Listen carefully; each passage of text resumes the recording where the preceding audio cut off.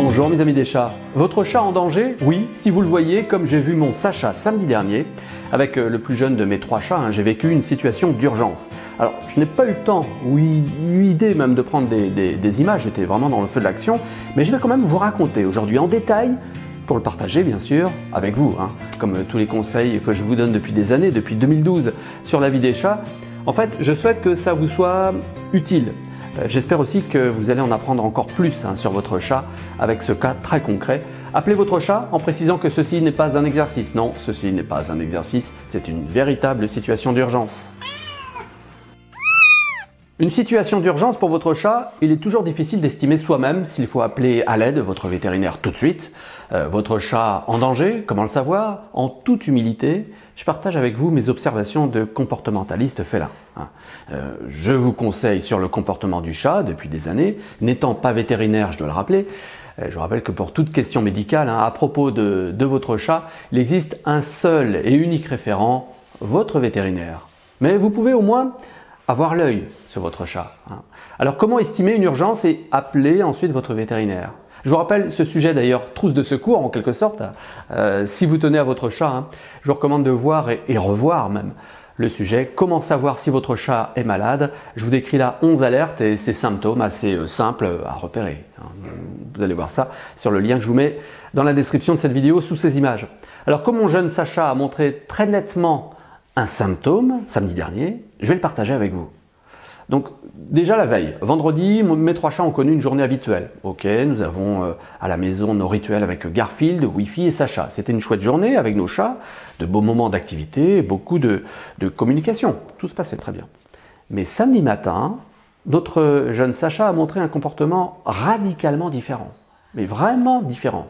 Dès notre réveil, il a essayé d'ailleurs de faire pipi devant nous sur le canapé. Ce qu'il ne fait jamais. Non, jamais. Dans l'instant, d'une manière très vive, hop, j'ai bondi, j'ai transporté très rapidement jusque dans son bac à litière Sacha. Comme il était à 2 pas, je savais que j'avais le temps avant qu'il ne fasse vraiment pipi. C'était à la seconde près. 6 secondes plus tard, en effet, je le déposais sur sa litière de pellet. D'ailleurs, à propos de litière, mes 3 chats sont habitués à leur litière de pellet de bois. C'est un choix écologique encore très économique, malgré la hausse des prix. Je vous avais présenté l'usage des pellets de bois pour votre chat dans ce sujet à revoir. Voilà, vous pouvez le revoir sur le lien que je vous laisse sous ces images. Bon, mon Sacha donc a essayé de faire un pipi sur le canapé, c'est complètement inhabituel. En un mot, ce n'est pas normal. Je relève ce point bizarre dans son comportement. En même temps, un accident peut arriver à tout le monde. Accident de pipi, même à mon chat. Bon, mais je reste vigilant.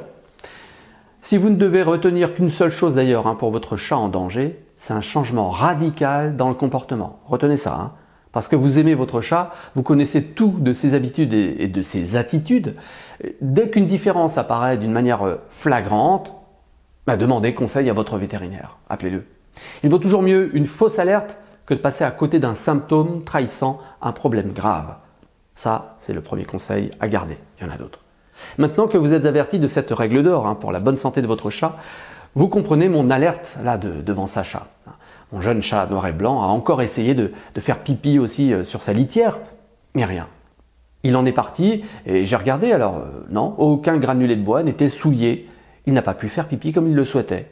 Le deuxième symptôme qui a allumé un gyrophare dans mon esprit, c'est le miaulement insistant de mon Sacha. Alors oui, il bavarde, ça bavarde. Il s'exprime depuis ses premiers jours avec nous, il sait faire varier ses vocalises pour se faire comprendre, miaou, à toutes les sauces, ok. Je vous en ai souvent parlé sur la vie des chats. On l'étudie aussi en détail dans la grande formation de parents de chat, les miaulements de votre chat. Alors Sacha miaule très souvent depuis qu'il est en notre compagnie, depuis notre réveil là, ce matin-là, oui, mais beaucoup plus souvent que d'habitude. Alors que je vérifie qu'il n'y a aucune souillure dans sa litière, je me mets à suivre mon jeune Sacha. Il est sorti dehors, dans le jardin. Comme il est assez athlétique, il a trotté assez rapidement, là, en quelques instants, au bout du terrain, tout là-bas, à la limite d'un champ. Je le surveille et je l'observe à quelques pas. Il vient à nouveau de s'accroupir. Et là, je m'arrête sur cette position pour vous dire que ce que signifie cette position accroupie. Les chats ont 2 positions pour uriner. En position accroupie, avec donc les pattes arrière écartées et un peu aplaties, la queue assez basse, un chat urine d'une manière classique.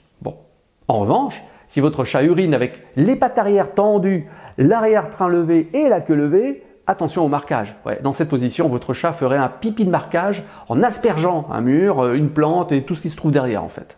Bon, ok? Vous avez bien retenu les deux positions différentes. Ce samedi matin-là, donc, Sacha était bien dans la position du pipi classique, accroupi. Et en plus, il émet un petit miaulement bref quand il m'aperçoit. Bon, je vois bien qu'il essaye de faire pipi, mais qu'il n'y arrive pas. Il fait quelques pas supplémentaires pour s'accroupir à nouveau au fond du jardin. Il ne semble pas pouvoir se soulager. Je le vois à son langage corporel, mon chat semble très préoccupé, gêné de ne pas pouvoir faire pipi. Bon, c'est décidé, j'appelle mon vétérinaire. Alors pourquoi j'estime mon chat en danger? En fait, je crains que sa vessie soit pleine, mais que rien ne sorte. Il y a quelques années, j'avais déjà eu une première urgence du même type avec ce même chat, avec Sacha.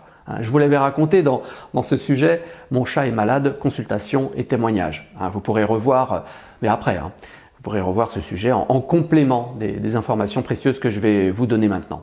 Je rappelle que ce n'est pas une information médicale, je dois le rappeler, puisque je ne suis pas vétérinaire, mais à ce que j'ai compris, à ce qu'on m'a expliqué au cabinet, voici ce que j'ai retenu.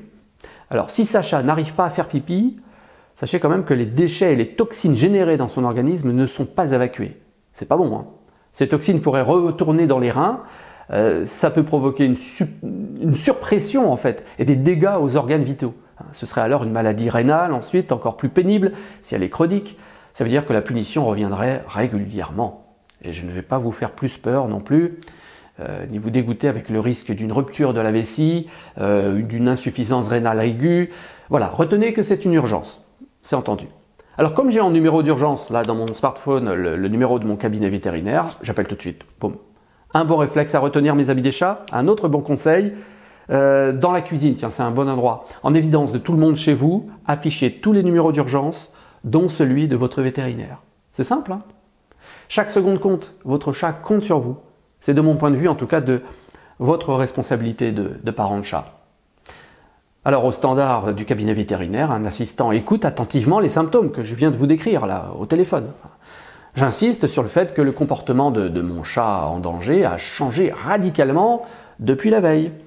Puisque c'est une urgence, le rendez-vous est pris dans la matinée. Une fois sur place, j'assiste dans son cabinet, mon vétérinaire, pendant la consultation. Là, il m'écoute raconter à nouveau les symptômes que j'ai observés depuis le matin. Et en même temps, mon vétérinaire tâte le bas du ventre de Sacha. Il cherche en fait à estimer si sa vessie est pleine ou non. Il prend son temps pour tâter, il vérifie, il tâte à nouveau. La mine de mon vétérinaire, concentrée jusque-là, se détend. Non, ça va, il me dit, sa vessie est toute petite, pas d'urgence, votre chat n'est pas bouché. Entendez par là que Sacha peut faire pipi, mais qu'autre chose l'en empêche. En fait, rien ne l'en empêche, non. À la fin de la consultation, mon vétérinaire conclut à une inflammation. Alors je manque de précision parce que ce n'est pas une information médicale, en plus précise, non du tout, mais je comprends que bon, son conduit pour faire pipi est irrité. Sacha avait l'impression de vouloir faire pipi en permanence en fait depuis quelques heures. Ah j'ai envie de faire pipi, il faut que je fasse pipi. Mais à force d'essayer de faire pipi, bien sûr, sa vessie vide ne donnait plus rien. Il n'y a plus de pipi, il n'y a plus. Mais mon Sacha a continué à vouloir faire pipi régulièrement. Ah j'ai envie, j'ai envie. Bon, finalement, après une injection d'anti-inflammatoire, je suis parti avec mon jeune Sacha et ses médicaments. J'étais rassuré en fait de pouvoir ramener mon chat à la maison avec un problème enfin résolu. Ah, ça fait du bien, ça soulage. Et le résultat a été immédiat d'ailleurs. Sacha a fait de très grosses siestes tout le reste de la journée. En fin d'après-midi, il est sorti comme si rien ne s'était passé en fait. Je l'ai poursuivi de loin pour m'assurer de son comportement là dans le jardin. Comme il est parti se balader normalement, j'en ai conclu qu'il était rétabli et les jours suivants l'ont confirmé. Mais vous voyez mes amis des chats, un chat en danger, ça peut arriver à tout moment. Ce que je vous propose de retenir, on va récapituler en quelques mots, ça va être rapide. Encore une fois, votre vétérinaire est votre seul référent pour toute question médicale, d'accord ? Vous êtes la personne aussi la mieux placée au monde pour détecter chez votre chat un changement soudain de comportement. Alors dans ce cas, n'hésitez pas à appeler pour décrire les symptômes de votre chat. Il vaut mieux une fausse alerte que de risquer de pouvoir soigner à temps votre chat. Chaque instant compte. Par exemple, si mon Sacha avait réellement eu une impossibilité de faire pipi, ça aurait pu être dramatique. Avec le résumé des risques là, que je vous ai fait tout à l'heure de manière imprécise, mais Mon Sacha pouvait craindre une grosse maladie, voire un accident mortel. C'est une question d'heure là, dans ce cas-là, pour mon Sacha. Donc pour prouver que vous tenez à votre chat, je vous propose 2 actions simples tout de suite, si vous êtes d'accord. Primo, dans la cuisine, au vu de tout le monde, mettez en évidence tous les numéros d'urgence, dont celui de votre vétérinaire. Et deuxio, vous vérifiez dans ce cadeau de bienvenue de la vie des chats que vous validez tous les conseils dans les 200 pages de ce livret PDF. Il est gratuit en passant par le lien que je vous mets sous ces images dans la description de cette vidéo. Vous y accéderez dans votre espace personnalisé, mes amis des chats. Bon, vous voilà paré pour assurer la bonne santé de votre chat. Il peut être fier de vous, votre chat. Un coussinet bleu est le bienvenu. Abonnez-vous aussi à la chaîne des Gagas des chats. Et puis à très vite, mes amis des chats. Merci.